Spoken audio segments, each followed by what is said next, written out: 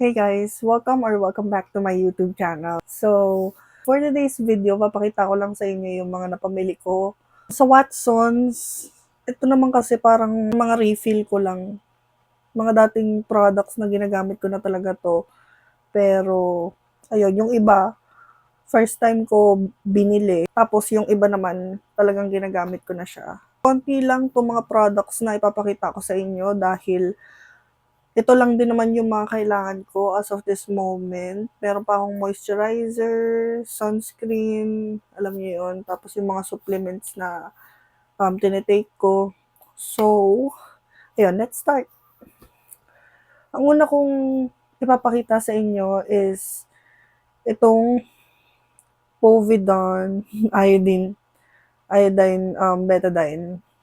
Yung color blue na betadine kasi sabi sa mga napapanood ko sa TikTok, anywhere, sa YouTube, is, ayun, very effective daw to. Tapos, ayun, para hindi mag-amoy maasim. Kasi, alam niyo naman, obese.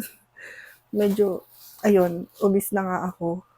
Pero, ayun, nagpapapayat na naman na ako, binabawasan ko yung kain ko. And, sa ngayon kasi medyo busy din ako sa trabaho dahil lumipat ako ng account. Pero, yeah, ayun.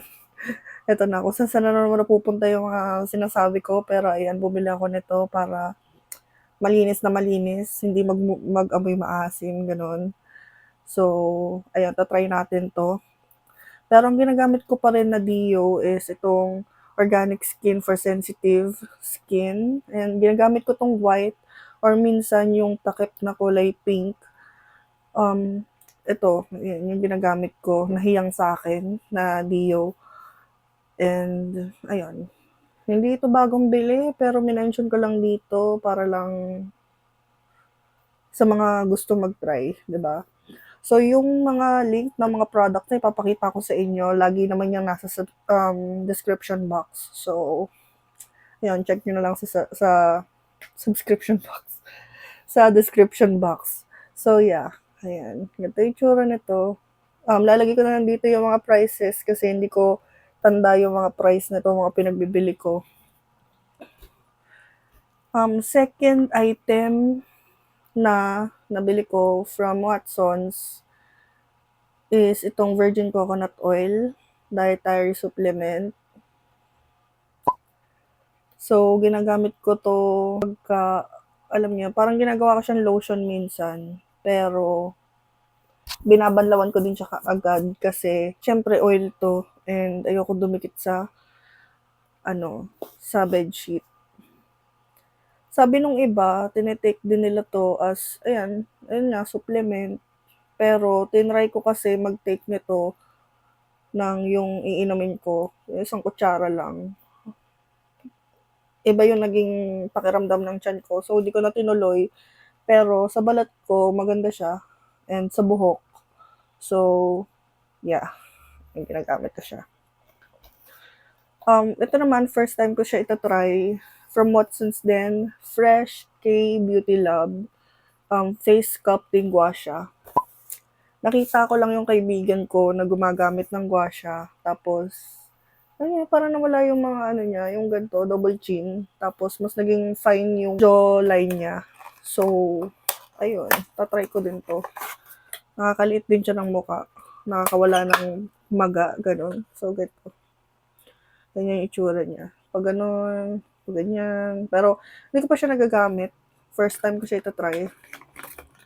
Sana effective siya sa akin dahil, alam niyo naman, hindi, ewan ko, lagi ako may cortisol face or moon face dahil nga may PCOS ako.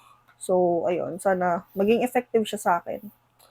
Tapos, itong, next product is Glow Up Whip Wash Power Brightening ng Eye White Korea. Ito, first time ko din itatry to as facial wash. Nakita ko lang siya. Kinuha ko lang siya kasi meron siyang collagen and niacinamide na. Tapos 100 ml na rin siya. Tapos, ayun, gagamitin mo lang siya as like normal na facial wash. Yung ingredients nito, number 1 ingredients niya, yung pinakauna sa ingredients niya is water, glycerin, stearic acid, myristic acid, potassium hydroxide, lauric acid, PG100 stearate.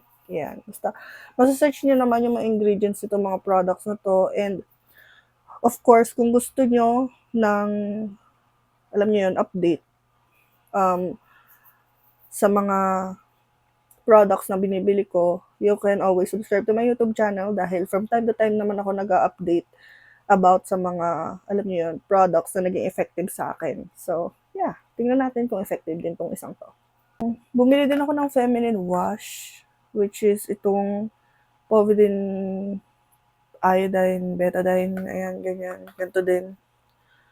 So, ganito yung itsura niya sa loob. Ito, once to twice a week ko lang siya ginagamit dahil nga, sabi dito sa directions, oo. Kasi yun din yung alam ko. Pour 2 to 3 small drops of this product. It already has 7.5 feminine wash and, hindi, 7.5% feminine wash and dilute with a full of water. Wash on external genitals for 15 seconds. Ayun, so mabilis lang. So, ayan, mabilis lang. 15 seconds mo lang siya mahugasan kapag ito yung gamit mo. Lastly na product na nabili ko from Watsons is itong ethyl alcohol casino. Ayan, lagi akong merong alcohol dito sa station ko. Dahil, ayun, gusto ko laging malinis yung mga kamay ko kapag humahawak ako sa mukha ko kasi ayoko na kung ano-anong, alam niyo yun, bacteria na mapunta sa mukha ko. So, ayan, as of this moment, ganito yung itsura ng mukha ko. Hindi naman siya perfect. Pero, ayun, feeling ko kasi talaga, kaya minsan nagkaka-acne is because madumi ang kamay, tapos, ayun, mahilig humawak sa mukha. Ako, alam ko naman sa sarili ko na mahilig ako humawak sa mukha, kaya, ayan, inunahan ko na ng bili nito. So, lagi akong merong alcohol. Once again, lagi dito sa station ko, sa kwarto ko. And, of course, kapag lalabas ako, lagi din ako may dalang alcohol. So guys, ipapakita ko din sa inyo kasi hindi kompleto yung skincare routine ko, di ba? Sa mga sa mga binili ko. Kasi nga, meron pa akong ibang products na nandito. So, meron pa rin ako nitong Fresh Skin Lab kay Aloe Eyes na moisturizer. Though, konti na lang siya. Hindi naman. Konti lang din kasi ako maglagay ng moisturizer.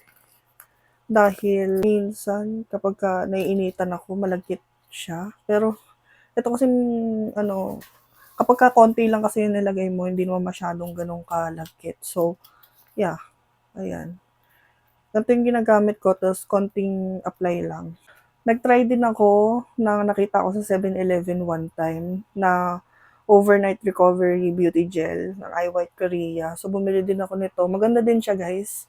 Ilalagay mo lang siya sa mukha mo overnight, then, ayun, magiging smooth na yung mukha mo kinabukasan. Ito nga lang, siguro, ang I suggest, damihan nyo yung lagay para, ayun, effective na effective talaga. Tapos, ang ginagamit ko pa ring serum is ito pa ring Madagascar Centella Pormizing Fresh Ampule ng, ayun, Centella Madagascar. Ayan, yung color pink pa rin na pampaliit ng pores. Ito naman, minimake sure ko na sobrang linis na ng mukha ko kapag nilagay ko siya. Dahil kapag nag-close yung pores mo, tapos madumi yung mukha mo, hindi ko alam kung ano mangyayari doon. Pero alam niyo yun, magiging tight yung skin mo. Tapos may ipit yung dumi, di ba? So, pangit yun. Tapos, ang ginagamit ko pa rin na sunscreen is ito pa rin. Ayan, walang kupas na doctor sensitive Ayan, walang kupas na doctor sensitive, SPF 50 PA+++. Ayan. Tapos, ginagamit ko rin tong Organic Skin Sun Protect SPF 55 PA+++. Plus, yeah. Ayan. So, ganyan yung itsura niya. Nasa na lang siya. So, maganda to kapag ilalagay mo sa bag. Make sure mo lang na saradong-sarado tong